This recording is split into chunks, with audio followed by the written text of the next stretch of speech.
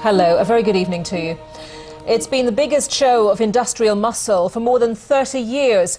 Public sector workers, from dinner ladies and head teachers to council workers, have been striking over changes to their pensions.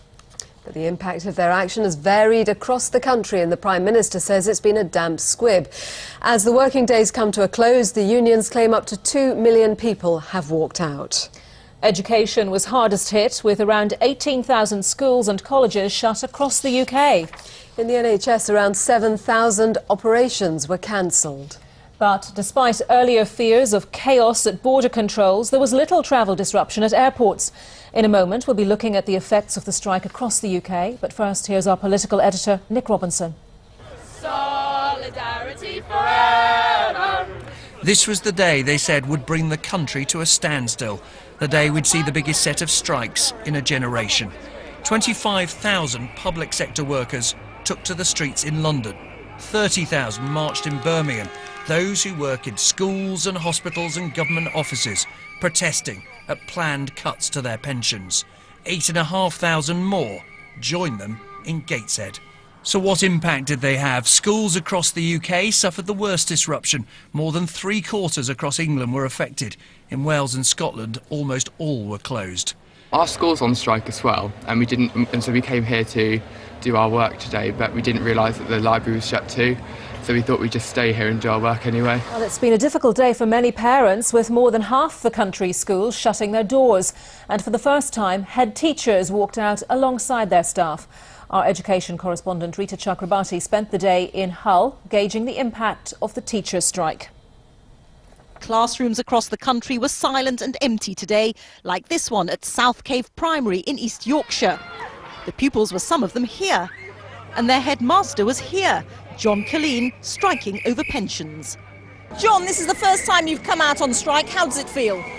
Mixed emotions. Sad that we're taking this action the first time in 34 years in my own case. Angry that I believe we haven't had genuine consultations till this point. Many people would look at a head teacher's salary and say it's gone up significantly in recent years. Why shouldn't you pay more towards your pensions? In comparison to other professions, yes, I think we are well paid. We are prepared to pay more into the pensions, but I think in comparison with other sections of society, for the job that we do, I don't think we're that particularly well paid. Heads and teachers across England and Wales say they face having to work longer and pay more for a smaller eventual pension. Their colleagues in Scotland and Northern Ireland are potentially facing the same changes and were out in force today too. This was the picture across the UK. Out of a total of around 27,100 schools, over 18,000 were closed. That's 67.5% of all schools. Not all were shut. Staff at this primary in South Oxfordshire were sympathetic to strikers but came in to work. Oliver Painter's school was shut due to the strike, and his mother Jackie had to take the day off work. She didn't mind. I'm okay about people going on strike, you know, I can understand why and feel it's justified, and, you know, we're going to go and have some fun and, you know, make the most of the day. Girls, what do you want for breakfast?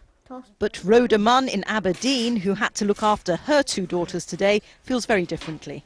I just think that it's really inconvenient. I've lost a day's wages, which at this time of year there's nobody can afford.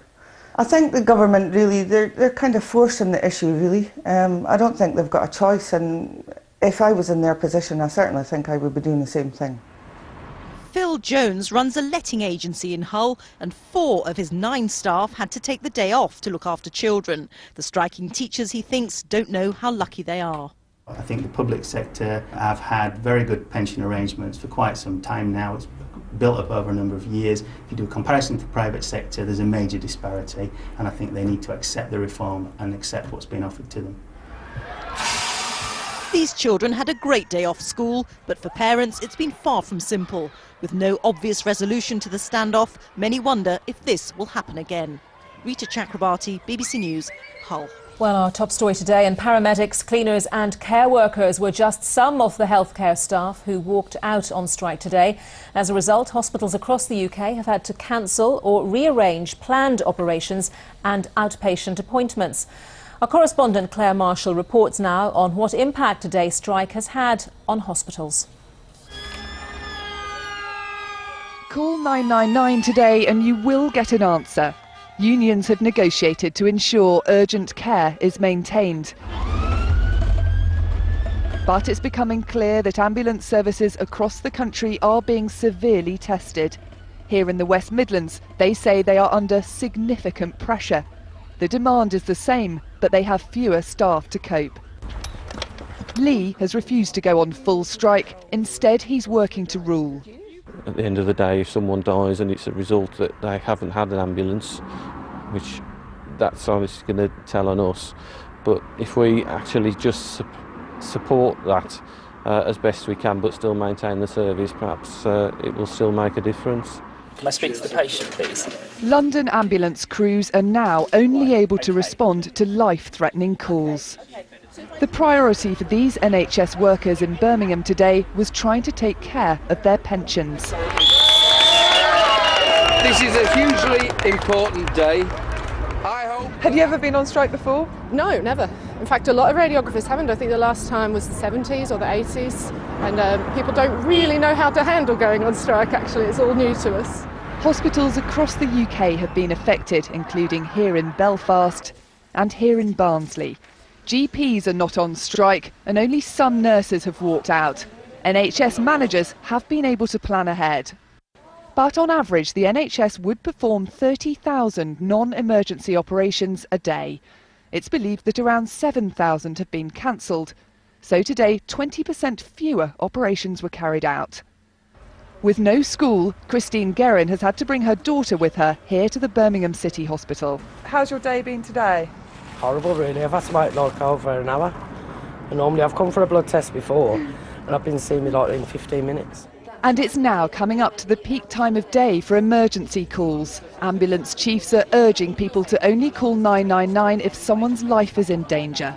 Claire Marshall, BBC News, Birmingham.